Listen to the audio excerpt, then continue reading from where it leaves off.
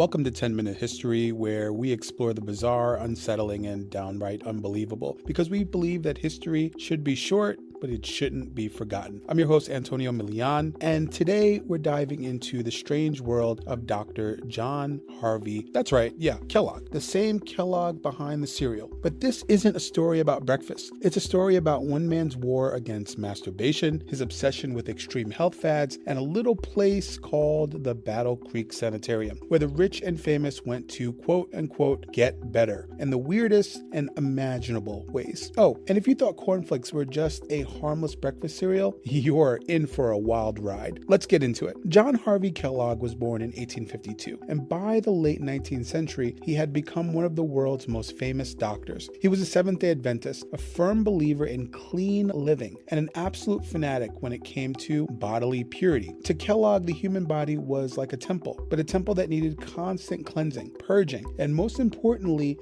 discipline.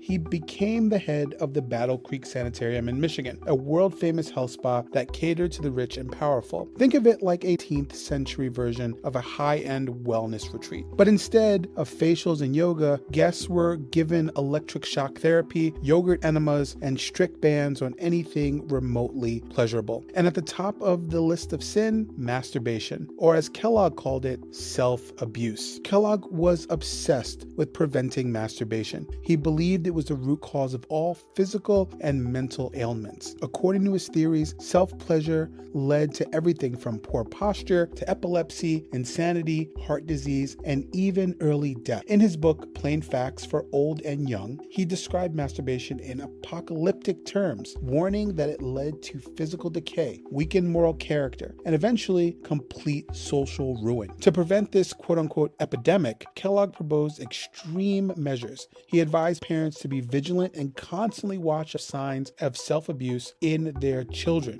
He listed so-called warning signs, which ranged from being too energetic to being too lethargic. Essentially, any behavior could be seen as a red flag. But Kellogg wasn't just writing about it. He actively promoted some of the most painful and horrifying treatments for stopping masturbation. Circumcision without anesthesia. For boys, he recommended immediate circumcision without any form of pain relief. He believed that the pain and the trauma would serve as a lifelong deterrent against self-pleasure. Applying carbolic acid to the clitoris. In young girls, he suggested using carbolic acid to burn the clitoris and reduce sensitivity. It was supposed to remove any possibility of sexual desire. Sewing the foreskin shut. In extreme cases, he advocated for sewing boys' foreskin shut to prevent erections. Mechanical restraints. He designed various mechanical devices, including metal cages, spiked rings, and could be worn around the genitals to prevent stimulation. Dietary restrictions. And here's the kicker. He developed Kellogg cereal, Corn Flakes. Kellogg was convinced that rich, flavorful foods led to sexual urges, so he advocated for a bland, flavorless diet. He specifically developed Corn Flakes as part of an anti-masturbation diet. Simple, plain foods that wouldn't excite the body. His ideas weren't just theories. They influenced medical practices and parenting styles well into the 20th century. His anti-masturbation rhetoric fed into larger societal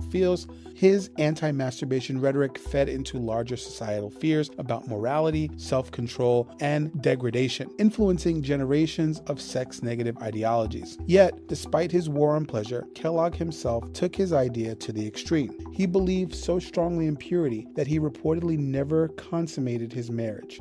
He and his wife Ella, Eaton Kellogg, lived together for over 40 years and adopted multiple children, but never had biological offspring. He saw sex, even within the confines of marriage, as an unnecessary and dangerous indulgence. Now, let's talk about the Battle Creek Sanitarium, Kellogg's pride and joy. It was a massive health spa that attracted people like Henry Ford, Thomas Edison, and even Amelia Earhart. But what went on inside was a bizarre mix of cutting-edge health trends and pure nonsense. Some of the treatments included where guests were zapped with electric currents to stimulate their health. Hydrotherapy, where people were dunked in cold water for hours to cleanse their souls, and yogurt enemas. Yeah, you heard that right. Kellogg believed in gut health, and he was ahead of his time, but he believed that gut health was everything, and he thought flushing the colon with yogurt would cure all sorts of diseases. And of course, there were strict dietary rules: no meat, no caffeine, and definitely no alcohol. The goal was to create a pure, disciplined body that had no desire for sinful urges. Now, if Kellogg's views on masturbation weren't disturbing enough, let's talk about his belief in eugenics. Like many prominent figures of the early 20th century, he was a strong advocate for selective breeding and creating a superior human race. He even founded the Race Betterment Foundation, an organization dedicated to promoting eugenics. He believed that certain people, especially immigrants, disabled individuals, and people of color, were quote-unquote weak and should be discouraged from reproducing. His idea fed into a larger eugenics movement in America, which eventually influenced forced sterilization laws and even Nazi ideology. Yeah, so next time you pour yourself a bowl of Corn Flakes, just remember the guy behind them had some really fucked up beliefs. What do we take away from all this? John Harvey Kellogg was a man of contradictions. He helped popularize vegetarianism and gut health, ideas that are still relevant today. But he was also a man consumed by fear, control, and some seriously harmful ideologies. His legacy is complicated. On one hand, he was a pioneer in health and wellness.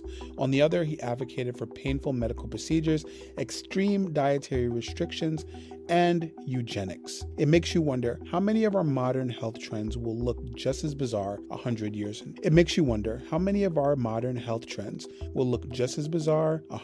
from now. Thanks for listening to 10-Minute History Lessons. I'm your host, Antonio Milian. If you like this episode, make sure to subscribe, leave a review, and let us know what bizarre historical figures we should cover next. Until next time, stay curious and think twice about what's in your breakfast bowl.